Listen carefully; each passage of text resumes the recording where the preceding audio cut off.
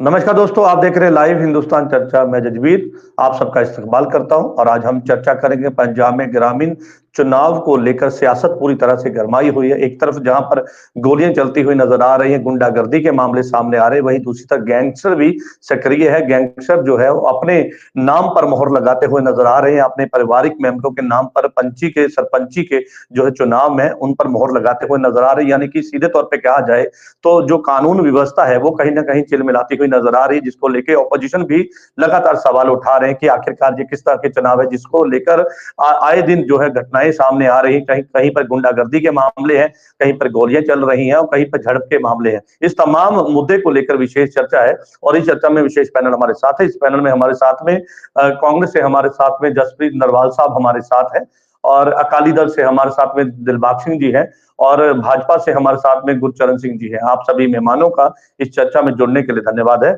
और नरवाल साहब, चर्चा की शुरुआत में आपसे करूंगा। ये कैसे चुनाव हो रहे हैं?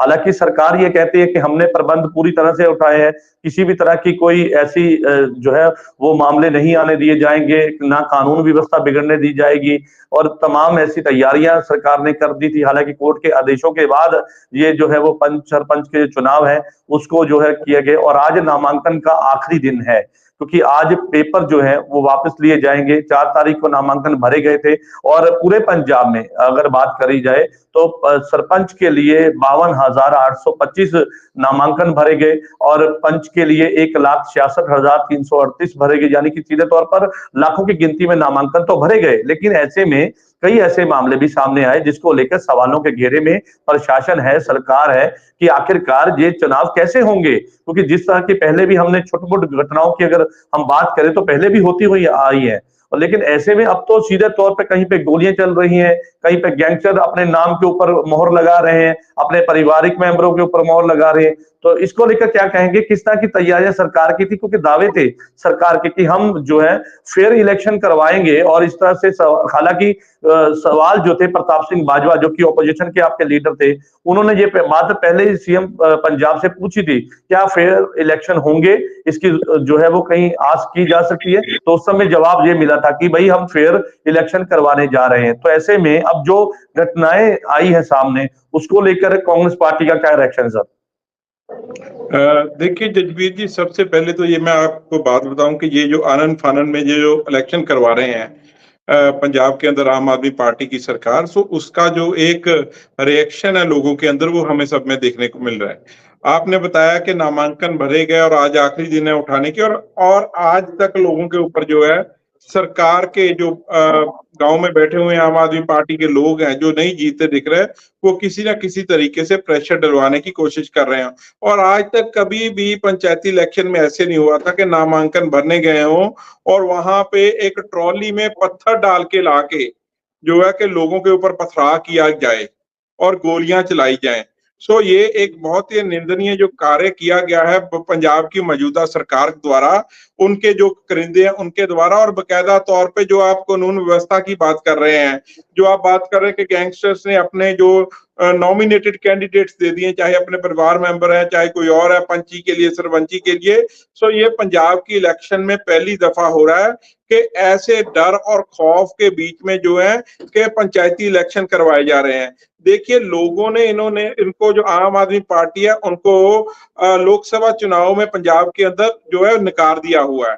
और उसके बाद में जो लोकतंत्र की सबसे एक बेसिक जहां से स्टार्ट होता लोकतंत्र, वो पंचायती चुनाव होते हैं। और पंचायती चुनाव के अंदर जो है इन्होंने अपने जो एमएलए हैं, आपने देखा होगा कई गांव में जाके आम आदमी के एमएलए हाथ उठा के कह रहे हैं कि ये हमारे आपके गांव का जो है सर्वसम्मति से सरपंच होगा।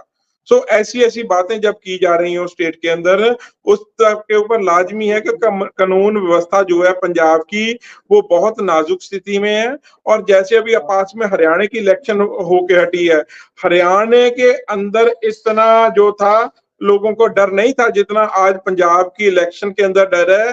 कि किस चलिए तरीके ठीक से है, ये ठीक है। इलेक्शन होगी। आखिरी दिन तक यही चिंता बनी है लोगों के अंदर, और लोग अरदासें कर रहे हैं कि गाँव में कोई ऐसी घटना ना घटे कि आने चलिए, वाले कानून कई सालों व्यवस्था के को लिए लेकर आपने परिवारों के सवाल अंदर। खड़े किए हैं नरवाल साहब। बिल्कुल, मैं आपकी बात से सहमत हूं, क्योंकि कानून व्यवस्था को लेकर आपने सवाल खड़े किए हैं, क्योंकि फेयर इलेक्शन करवाने की बात जिम्मा पंजाब की मान सरकार ने उठाया था, लेकिन ऐसे में ये घटनाएं सामने आने के बाद कई तरह के सवाल है। और सवाल यहाँ पर यह भी है कि आखिर जिस तरह के, क्योंकि जब नामांकन भरने का 4 तारीख को समा दिया गया था, उस समय ये बातें सामने आई कि भाई पेपर भरने के लिए जो नॉमिनेशन, जो एनओसी चाहिए होती है, वो बीडीपीओ ऑफिस में जाते हैं तो वहां पे ऑफिसर ये मिलते पकड़ नहीं ली। है, या किसी और तरह से उनको परेशान किया जा रहा है। तो ये तमाम चीजें भी हैं। दिलबाग सिंह जी का रुख कर लेते हैं, श्रोमणी अकाली दल के प्रवक्ता। दिलबाग जी, अकाली दल के ऊपर भी कई आरोप लग गए, आम आदमी पार्टी ने ये आरोप लगाए। हालांकि फाजिलका की बात करूं, वहां पे भी एक घटना सामने हुई और उसमें अकाली दल के लीडर का नाम लग गया। ऐसी और जगहें थी,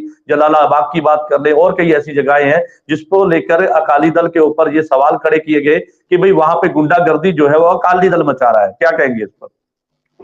देखिए, ये हाँ, ये सरकार बात सुन का, रहे हो? ये जो सरकार है, सरकार उधर का चल जो जाए। नीचापन है, इस इलेक्शन में सरकार ने जो अपना रुख दिखाया, उनमें से ये बात सामने आ गई कि लोगों का विश्वास इस सरकार से उठ चुका है। जो आपने पहले बताया कि सरकार के मुख्यमंत्री भगवंत मान जी ये बोल रहे थे कि हम बहुत बढ़िया ढंग से इलेक्शन कराएंगे, लेकिन जो लोगों के सामने आया, हर ब्लॉक में, हर जगह पर कैसे गुंडागर्दी हुई, इनके लोगों ने दूसरों लोगों के कागज फड़ फड़ के फाड़ दिए, कहीं गेट बंद कर दिए, कहीं किसी को एनओसी नहीं लेने दिया। इतनी बड़ी घटनाएं जो घटी है, लेकिन ये क्या कर रहे हैं, खुद आप सब कुछ कर रहे हैं तो, और आरोप वो दूसरों पर लगा रहे हैं। ये जो बोल रहे हैं ऐसे ने गोली चला दी, इसने गोली चला दी, इनको ये पता होना चाहिए कि सरकार आपकी है, आपने प्रबंध करना था। जो असला आया वो कहां से आया, आपने वो असला जमा क्यों नहीं किया, और जो आपका पुलिस प्रशासन वहां पर काम कर रहा है वो कहां सोया पड़ा था, इतने लोगों के में बीच में गोली कैसे चल गई। ये सभी एक षड्यंत्र रचा जा रहा है अकाली दल को बदनाम करने के लिए। सभी कुछ कर ये लोग आप रहे हैं, क्योंकि इन्होंने गाँव में ऐसे दिखाई दिया कि अब हमारा जो वोट बैंक था सर, वो गोली खत्म लगी हो है, चुका। गोली लगी है, मनदीप सिंह जी को गोली लगी है वहां पे। तो वो जी, कह रहे कि गोली चलाने वाला जो था वो अकाली दल से संबंधित था। देखो यही मैं बात बोल रहा हूँ था ना, इतना लोग, इतना बड़ा कट होता है, ऐसे उंगली खड़ी कर देना कि वो अकाली दल का था। क्या पुलिस ने इंक्वायरी कर ली? बिल्कुल। क्या पुलिस ने उसको पकड़ लिया? वहां पर ऐसे तो होगा नहीं कि वो केले दो धड़े ही खड़े थे। वहां पर पुलिस का बहुत बड़ा प्रबंध था, वहां सरकारी मशीनरी खड़ी थी। ऐसे एक अकाली आदमी जिम्मेवार जो था, उसने गोली कैसे चला दी? फिर उसका वो असला लेके क्यों जाएगा जो जिम्मेवार आदमी है? ये एक सिर्फ बहानेबाजी है। और ये देख रहे हैं कि लोगों ने इनको शीशा दिखा दिया इन इलेक्शनों में। अरे इसीलिए जजबीर जी, इन्होंने पंचायत समिति और जिला परिषद, जो वो भी पंचायत के अंग है, उनका इलेक्शन इस बार नहीं साथ में कराया। कांग्रेस भी साथ में कराती थी, अकाली दल भी साथ में कराता था।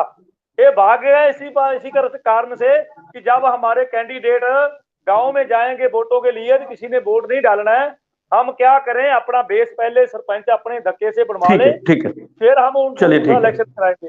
चलिए, आप तानाशाही और जिस तरह से हालात हैं उनको लेकर जो है वो पंजाब सरकार पर सवाल खड़े कर रहे हैं। ठीक है, भाजपा से हमारे साथ में गुरचरण सिंह जी हैं, उनका रुख कर लेते हैं। गुरचरण सिंह जी, क्या कहेंगे जो मौजूदा हालात हैं उनको लेकर भाजपा का क्या कहना है? और आखिरकार सरपंची, ये ग्राम पंचायत जीत, क्योंकि बहुत बड़ी चुनाव नहीं है ये, लेकिन जीत इतनी जरूरी क्यों है कि इस तरह के हालात, कहीं पे पैसे की बात होती नजर आती है, कहीं पे गुंडागर्दी की बात होती है, कहीं पर ये गोलियां चल जाती हैं, कहीं पर सरकार पर सवाल उठ जाते हैं। आखिर जीत इतनी क्यों जरूरी है इस चुनाव में?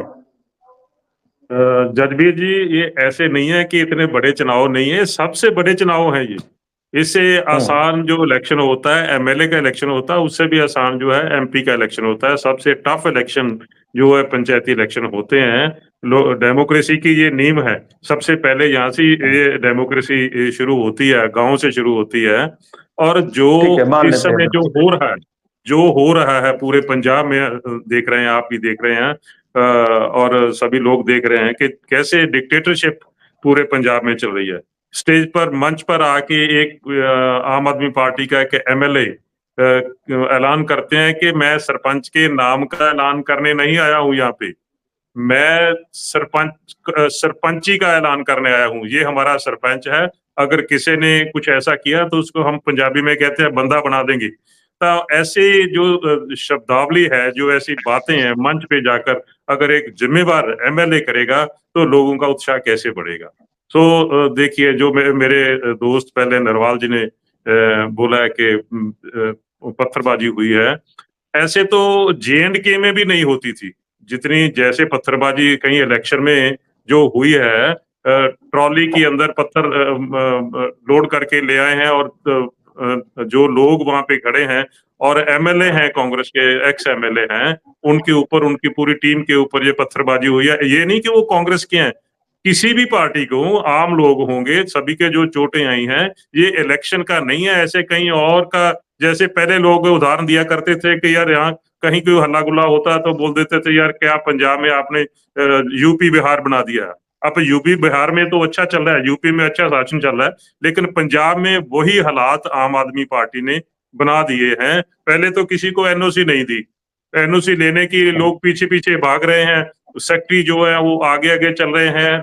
आम आदमी पार्टी के लीडर जो हैं सेक्रेटरी को अपने घर पे बुलाकर वहां पे उनकी फाइलें साइन करवा रहे हैं, और जो आम लोग हैं या दूसरे तीनों पार्टी के लोग हैं तो उनके लिए उनके पास टाइम नहीं है। उसके बाद जब कल उसकी स्क्रूटनी हुई है तब भी ये ऐसे ही चला है कि जो आम आदमी पार्टी के कार्यकर्ता हैं उनके तो किसी के पेपर जरे नहीं हुए, रिजेक्ट नहीं हुए। हमारे यहाँ एक गांव है रंजीत का, वहां से 7 लोगों ने सरपंची के पेपर भरे थे, 7 में से 5 रिजेक्ट कर दिए गए जो किसी दूसरी पार्टियों के थे, हमारी पार्टी के भी लोग थे उसमें। और सिर्फ 2 लोगों के ठीक पाए गए, प्रमाण किए गए। वो कौन थे? वो दोनों आम आदमी के थे, एक सरपंच का कैंडिडेट था, एक उसका जो उसका कवरिंग कैंडिडेट है उसका है। तो ऐसे ये पंचायत का इलेक्शन नहीं हो रहा है, पंचायतें ये लूटी जा रही है आम आदमी पार्टी की ओर से।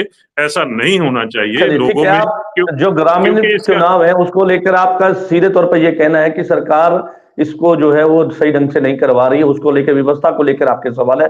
नरवाल साहब, एक तरफ वो कहते हैं कि रणजीत सिंह गांव में जो है वो 5 लोगों के नामांकन जो भरे गए थे उनको रद्द कर दिया गया, अनकंप्लीट बता दिया गया या कुछ और कारण रहा होगा।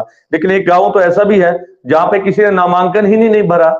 बाइबल करा की मैं बात कर रहा हूं, वहां पे गैंगस्टर सिम्मा ने अपने पिता को घोषित कर दिया कि ये सरपंच के लिए जो है ये हमारे कैंडिडेट है और ये जीत चुके हैं। यानी कि इतना गुंडागर्दी कि भाई किसी को नामांकन भरने का समय, या लोगों ने डर का माहौल बन गया कि लोग ही नहीं, खुद जो उम्मीदवार है खुद ही चुनाव नहीं लड़ना चाहते। नरवाल साहब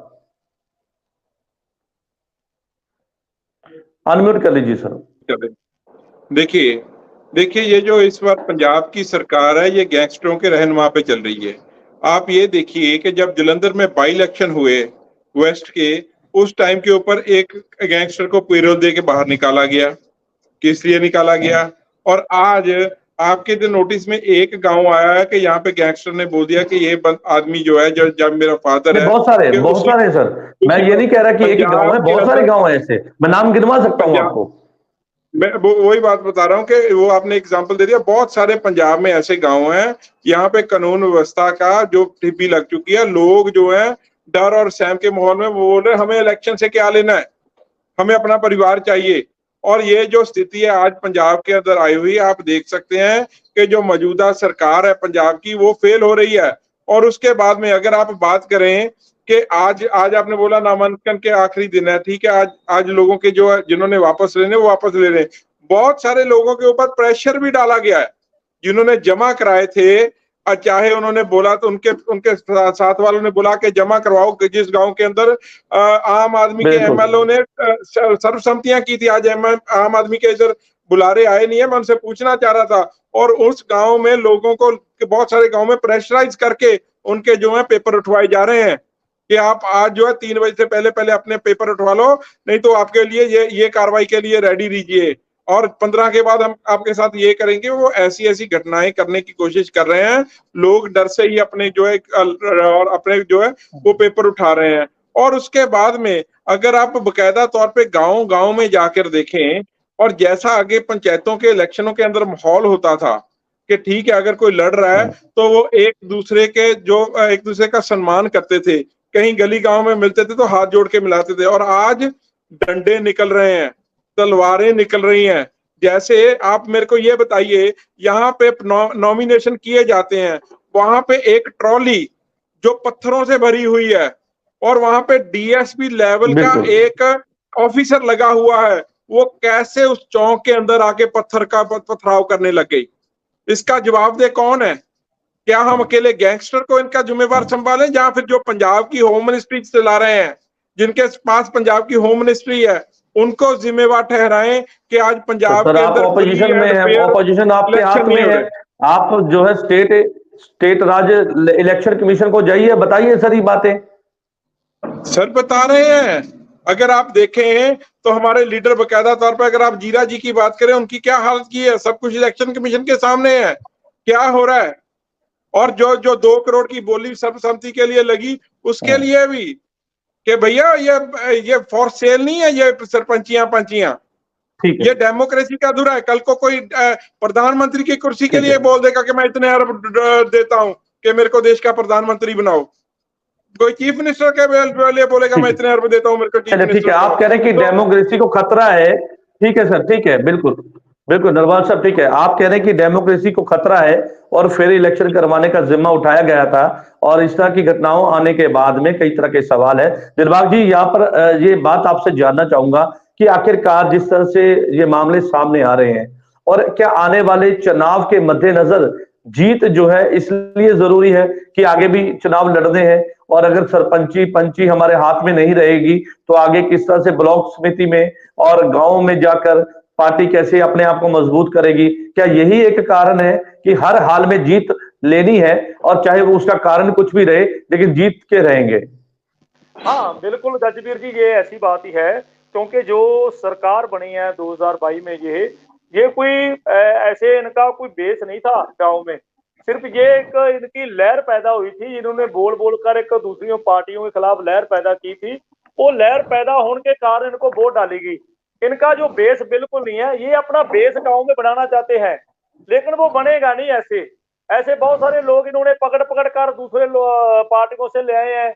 कहीं इनका ये स्टैंड नहीं है कोई भी, ये ही चाह रहे हैं कि हमारे धक्के से पंचायत बन जाए हर गांव में, और हम आने वाला जो इलेक्शन है पंचायत समिति का है, दूसरा जिला परिषद का है, फिर 4 उपचुनाव भी होनी है, विधानसभा की भी होनी है, हम उनमें से कुछ, क्योंकि वो 4 क्षेत्र जो गांव से संबंध रखते हैं, इसीलिए ये लोग सिर्फ अपना डंडा दिखाकर ऐसे ये कर रहे हैं कि हमारा कहीं बेस खड़ा हो जाए, बेस बन जाए गांव में।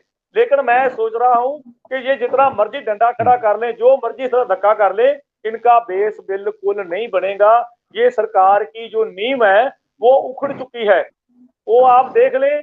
मैं देख रहा हूं सर, लंबी कतारें लगी हैं नामांकन वापस लेने के लिए, पेपर वापस लेने के लिए नॉमिनेशन सेंटर के बाहर लंबी कतारें हैं, और पूरे पंजाब में 13,327 के करीब जो है वो ग्रामीण पंचायत है, और जहां पे चुनाव होने हैं। लेकिन इस तरह से अब लंबी कतारें भी देखने को मिली। हालांकि ये वापसी का आज आखिरी दिन है, तो आज नामांकन के पेपर जो है वापस लिए जा सकते हैं, और वहां पर देखने को मिल रहा है कि लंबी कतारें लगी हुई हैं। मैं यही जजबीर जी आपसे बताना चाहता हूं कि बहुत सारे हमारे गांव में ऐसे भी चलता है, कोई सही आदमी है, कोई किसी पार्टी के साथ नहीं है, तो उसको लोग गांव में चुन लेते हैं, चलो इसको सर्वसम्मति से चुन लिया, ये अच्छा आदमी ये काम करेगा। इनके एमएलए ने क्या किया, जब वो लोग गए कि देखो जी हमारे यहाँ ये आदमी को हमने सरपंच बना लिया, इसको हमने पंच बना लिया, हमारी पंचायत सर्वसम्मति से बन गई, और वहां से जवाब आता था, अरे भाई जिनको हमने कहा है सरपंच बनने के लिए, हम कैसे बनाएंगे, आपने सर्वसम्मति कर ली हो तो हम उसको बनाएंगे जिसको हमने बनाना है। ये बात भी सामने आ रही है। और जैसे नरवाल साहब ने बताया कि काफी गांव में ये दबाव डाला जा रहा है कि आप अपनी फैले वापस ले लो, नहीं तो 15 के बाद आप पर कानूनी कार्रवाई किसी न किसी तरीके से हम करेंगे। ये भी डर जरा बहुत जोर से डाला जा रहा है, इसीलिए ये लोग ये प्रभार में अपने वापस ले रहे हैं नामकरण का। चलिए ठीक है बिल्कुल। ये मुझे लगता है कि ये उस तूफान आने से पहले की वो आंधी है जिसकी हम जिक्र कर रहे हैं, क्योंकि 15 अक्टूबर को जो है चुनाव होने हैं, तो हो सकता है कि आने वाले समय में ये मामले और बढ़ जाएं, क्योंकि लगातार दावा इस बात को लेकर था कि भाई हमने व्यवस्था बहुत अच्छी की है और सरकार प्रशासन ने पूरे प्रबंध किए हुए हैं, लेकिन ऐसे इन प्रबंधों की पोल खुलती हुई नजर आ रही है जिस तरह की घटनाएं सामने आई हैं। गुरचरण सिंह जी क्या कहेंगे, क्योंकि 15 तारीख को जो है वो सीधे तौर पर इसकी वोटिंग होनी है और अब नामांकन के आज वापसी का आखिर का दिन है, कुछ ही घंटे के बाद जो 3 बजे के बाद जो है ये नामांकन की जो डेट वापस की पेपर की है वो भी जो खत्म हो जाएगी। तो आपको लगता है उसके बाद ये कितने चांसेस हैं कि ऐसी घटनाएं हो सकती हैं? और ये सबसे बड़ी बात ये भी है कि पंच सरपंच जब चुने जाते हैं तो उनकी जिम्मेदारी बनती है कि अपने गांव के प्रति वो जो है वो सेवा भाव के साथ में अपने गांव का विकास करें। लेकिन यहाँ पर तो इस तरह के जब नतीजे हम देखते हैं तो सवाल ये है कि जो ऐसे जीत कर या इस तरह की घटनाओं से गुजर कर जाते हैं तो वो कैसे विकास कर पाएंगे, वो किस तरह से कर पाएंगे? क्योंकि पैसे की बात हो रही है, गुंडागर्दी की बात हो रही है और जो है वो दबाने की कोशिश हो रही है। जैसे मेरे दोस्त गुरचरण सिंह विर्क जी। साहब ने बोला है कि जैसे मिस मैनेजमेंट है सरकार की ओर से इलेक्शन को लेकर, और जो डेमोक्रेसी का कत्ल हो रहा है, जो लोगों के साथ धक्का हो रहा है, धक्काशाही हो रही है, ये सभी बातें जो चल रही है इस समय लोग देख रहे हैं, पूरा पंजाब देख रहा है। पूरे पंजाब के लोग इलेक्शन में वोटिंग करते समय वोटिंग से इनको जवाब देंगे। पहले भी जो बोल रहे हैं कि सर्वसम्मति होगी, यहाँ भी सर्वसम्मति होगी, वहां पर मैं आपको बड़ी इंटरेस्टिंग बात बताना चाहता हूँ कि सतौज गांव में हमारे माननीय सीएम साहब पहली बार हॉस्पिटल से छुट्टी मिलने के बाद पहली बार अपने गांव में गए, चारपाई पे बैठकर लोगों में बात की और वहां से माइक पर उन्होंने बोला कि मेरे गांव से सर्वसम्मति होनी चाहिए। अगर मेरी गांव में उनके वर्डिंग में बोल रहा हूँ, वो बोल रहे हैं कि मेरे गांव से अगर सर्वसम्मति नहीं होगी तो लोग बोलेंगे कि आपके गांव में सर्वसम्मति नहीं हो पाई, इससे अच्छा नहीं रहेगा। सो मेरे गांव को मैं निवेदन करता हूं कि मेरे गांव में सर्वसम्मति होनी चाहिए। और वहां से क्या हुआ, वहां पे भी सर्वसम्मति नहीं हुई। इसका मतलब क्या आप समझ सकते हैं कि गांव के लोग भी समझते हैं कि जिसको ये बनाना चाहते हैं सर्वसम्मति से वो डिजर्व नहीं करते हैं। वहां से 3 लोगों ने नॉमिनेशन जरिए वो फाइल की है। सो कहीं से भी जितना जोर लग रहा है, हमारे यहाँ लखेवाड़ी गांव है साथ में, वहां पे किरणबाला नाम की सरकार तो ये कहती थी ना, सरकार का ये दावा था कि सर्वसम्मति हमने इसलिए उस पर इनाम भी रखा है और क्योंकि 5 लाख का उसमें इनाम रखा गया, वो कहते कि इसलिए था कि ये जो घटनाएं जो होती आई हैं ये ना हो, आपस का भाईचारक साझ बढ़े। लेकिन मुझे लगता है कि घटनाएं तो और ज्यादा बढ़ गई है। अगर सीएम साहब के खुद के गांव में सर्वसम्मति नहीं हो तो सर्वसम्मति इनके कहने से नहीं होगी। जबरदस्ती जैसे चल रही है वैसे ही वो सर्वसम्मति करवाना चाहते हैं। यही लोग उनके सामने दब जाते हैं तब तो वो सर्वसम्मति कर लेते हैं। लेकिन सतौज गांव के लोग जो है उन्होंने वहां पे साथ में कैंडिडेट खड़े किए हैं। सो ऐसी बात नहीं है, बिल्कुल नहीं है। मैं बताना चाहता हूँ आपको, आपके हिंदुस्तान हिंदी चैनल के जरिए, हमारे यहाँ एक लखेवाड़ी गांव है, लखेवाड़ी में किरणबाला नाम की एक कैंडिडेट है, पंच की कैंडिडेट वो, और एससी है वहां।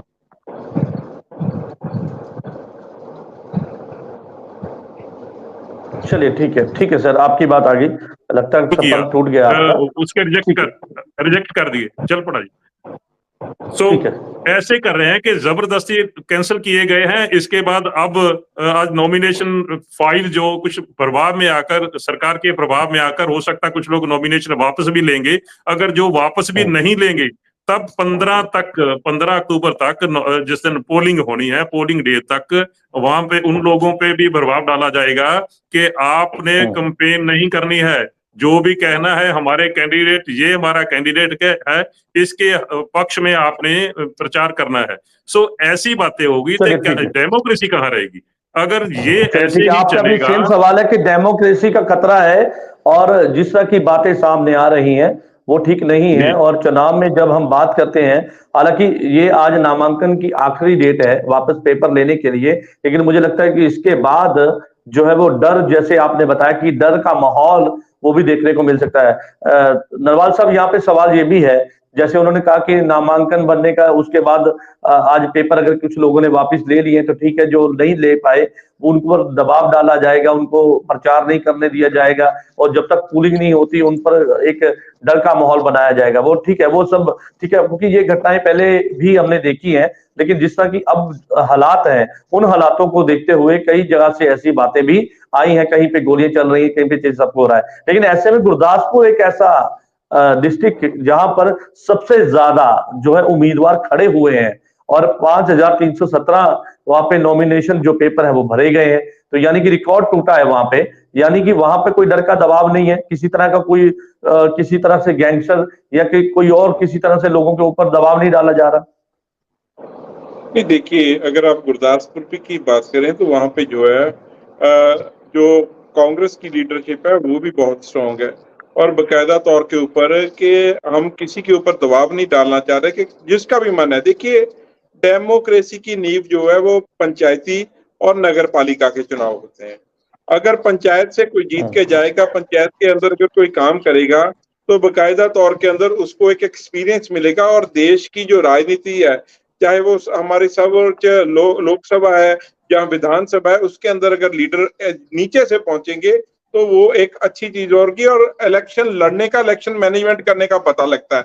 ये जो सर्वसम्मति की बातें करते हैं ना कि सर्वसम्मति करवाओ गांव के अंदर, चाहे जबरदस्ती कराओ, जैसे जैसे वो बोल देते कि पंचायत के अंदर कोई लूंबड़ी नहीं होनी चाहिए, पंचायत के अंदर कोई कौवा नहीं होना चाहिए, पंचायत जो है वो अच्छी चुनी जाए। तो अगर आप सर्वसम्मति करने की ओर जाओगे तो लूंबड़ी और कौवा उनकी बात ही सर्वसम्मति में चलती है, लोगों की बात नहीं होती। अगर जिस गांव के अंदर चुनाव होते हैं, जिस गांव के अंदर लोग अपने मत से किसी को चुनते हैं, मत का मतलब होता है अपनी समझ, अपना दिमाग, अपनी सोच से चुनते हैं, तो वो ही पंचायतें जो कामयाब होती हैं। और जहां पे अगर आप बात करें तो गुरदासपुर एरिया में ही 2 करोड़ की बोली लगी है, और बहुत बहुत गलत हुआ है, वो 2 करोड़ की बोली नहीं लगनी चाहिए थी। और मैं आपको पंचायती इलेक्शन का बता देता हूँ, उन्होंने नामांकन नहीं भरा है, बिल्कुल आत्मा सिंह ने नामांकन नहीं भरा है। एक बात तो कर दी ना, अभी मैं आपको बताता हूँ। अगर आप सरपंची इलेक्शन की बात करें तो जो इनके दसूहा से एमएलए होते थे वो कहां से चुने? बीजेपी के चले थे, सरपंची से। सो बहुत सारे हमारे लीडर जो हैं जो ऊपर तक पहुंचे हुए वो सरपंची से चले हुए, पंची से चले हुए। सो ये जो इलेक्शन है आम आदमी पार्टी की, ये आज तक के इतिहास का सबसे बड़ा ब्लंडर होगा, सबसे बड़ी गलती होगी, और जिसका लोग इनको मुंह तोड़ जवाब अभी 15 को भी देंगे। और आने वाले, चाहे आप बात करें कि जिला परिषद इलेक्शन की, चाहे आप बात करें ब्लॉक समिति इलेक्शन की, सभी के अंदर इनको मुंह तोड़वा जवाब मिलेगा पंजाब की लोगों की ओर से, क्योंकि डेमोक्रेसी के साथ आप कह रहे हैं कि मुंह तोड़वा जवाब मिलेगा, लेकिन ऐसे में आम आदमी पार्टी के प्रवक्ता हमारे बीच आज नहीं है, लेकिन हमारे चैनल के माध्यम से ये बात उन तक जा रही है कि व्यवस्था कराने की जिम्मेदारी उनकी थी। दिलबाग सिंह जी, यहाँ पर सवाल ये भी है, जैसे उन्होंने कहा ताम दाम दंड भेद सब कुछ इस्तेमाल करके पंच सरपंच की जो चुनाव है उसको, उसमें जो है कामयाबी लेने के लिए हथकंडे अपनाए जा रहे हैं, और जिस तरह की घटनाएं हैं उन घटनाओं को लेकर चुनाव कमीशन जो है, स्टेट चुनाव कमीशन आखिर क्यों खामोश है, क्यों कार्रवाई नहीं कर पा रहा? हालांकि विपक्ष पूरा सवाल खड़े कर रहा, राजनीतिक दल भी लगातार शिकायतें दे रहे हैं, लेकिन उसके बावजूद क्यों खामोश क्यों है? आखिरकार कार्रवाई क्यों रुकी हुई है? क्या लगता है आपको?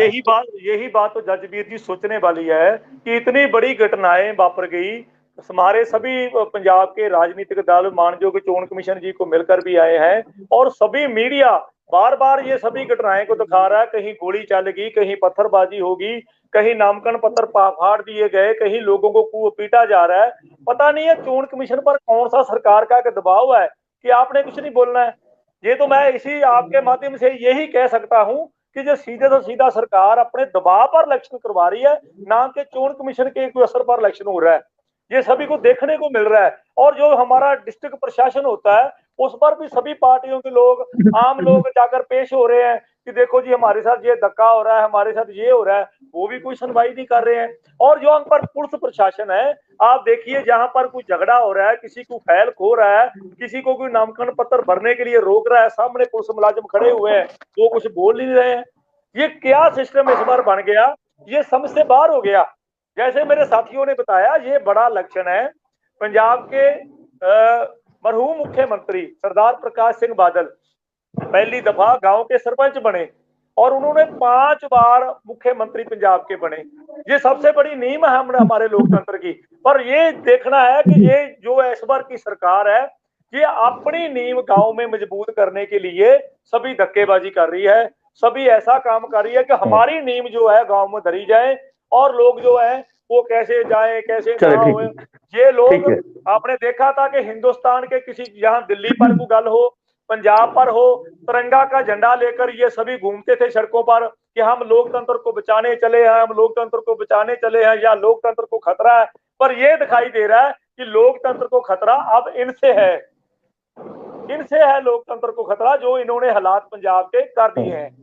चलिए ठीक है, आप कह रहे हैं कि लोकतंत्र को खतरा है और ये चुनाव इतने इंपॉर्टेंट हैं, वो इसलिए है क्योंकि गांव से, ग्रामीण इलाकों से जो है वो सियासत शुरू होती है और वो आज वहां पर कब्जा करने की और अपनी पार्टी को मजबूत करने के लिए हर एक पार्टी, या मैं नाम नहीं लूंगा, लेकिन आपने सीधे तौर पर जो इशारा किया है वो पंजाब सरकार के ऊपर है कि मजबूत करने के लिए सरकार जो है वो इस तरह से जो है वो कर रही है। लेकिन ऐसे में सरकार जो है वो लगातार ये कहती है कि भाई हमने व्यवस्था की है और जो भी इन घटनाओं के पीछे है उनको किसी भी सूरत में जो है माफ नहीं किया जाएगा, कानूनी कार्रवाई उनके ऊपर की जाएगी और सरकार इसके लिए वचनबद्ध है और अपना काम सरकार कर रही है। गुरचरण सिंह जी क्या कहेंगे, सरकार का ये दावा कि भाई हम किसी भी सूरत में लॉ एंड ऑर्डर की स्थिति को बिगड़ने नहीं देंगे और फेयर इलेक्शन करवाने का जिम्मा हमने जो उठाया था उसे हम पूरा करेंगे। हालांकि छोटी छोटी घटनाएं सामने आई हैं, लेकिन उसके बावजूद जो है वो आम आदमी पार्टी ये कहती है कि पंजाब में हर हाल में जो ग्रामीण पंचायत के चुनाव है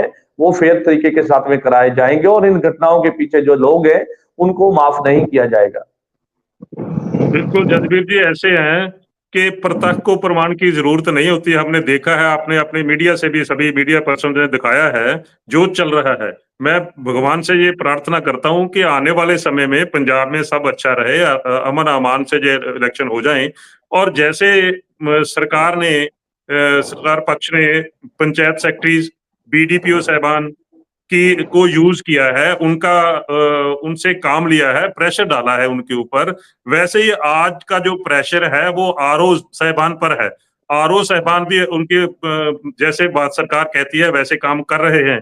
और उसके बाद फाइनल डे पोलिंग के दिन प्रिजाइडिंग ऑफिसर जो होंगे उनके लाभ, उनके लिए भी एक बड़ा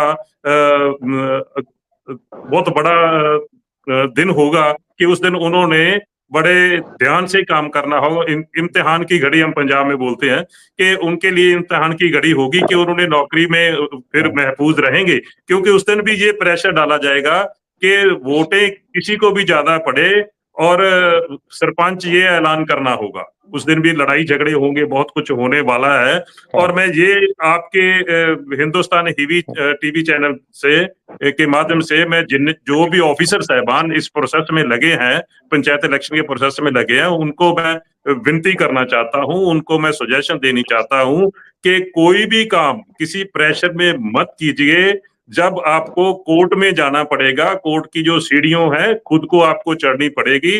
अगर किसी प्रेशर में कोई भी ऑफिसर गलत काम करता है, लोग बहुत समझदार हैं, बहुत अवेयर हैं और सभी लोग जिनके साथ कोई धक्केशाही होगी वो कोर्ट में जरूर जाएंगे, कहीं भी जाएंगे, तो वहां पे आपकी लड़ाई, ऑफिसर साहबान की लड़ाई खुद को लड़नी पड़ेगी, सरकार आपके साथ नहीं होगी उस समय। सो ऐसा नहीं होना चाहिए। सो बड़े बढ़िया अच्छे तरीके से जो चुनाव होना चाहिए। ठीक है सर, बिल्कुल जी। चलिए, तमाम राजनीतिक दल जो है वो प्रशासन और जो है चुनाव कमीशन को ये कहते नजर आ रहे हैं कि भाई फेयर तरीके के साथ में चुनाव होने चाहिए, इस पर ध्यान दिया जाए और जो घटनाएं सामने आ रही हैं उन पर तुरंत एक्शन लेना चाहिए। सरकार ये कहती थी कि भाई सर्वसम्मति के साथ में पंच सरपंच के जो चुनाव अगर कोई बनाते हैं, अपने पंच को चुनते हैं तो उसको 5 लाख का इनाम जो है दिया जाएगा विकास करने के लिए। लेकिन ऐसे में एक तरफ तो हमने बोलियां लगती हुई देखी जिसमें 2 करोड़ की बोली, 60 लाख की बोली, 35 लाख की बोली, लेकिन उसके बाद ये घटनाएं सामने आई, कहीं पे गोली चल रही है,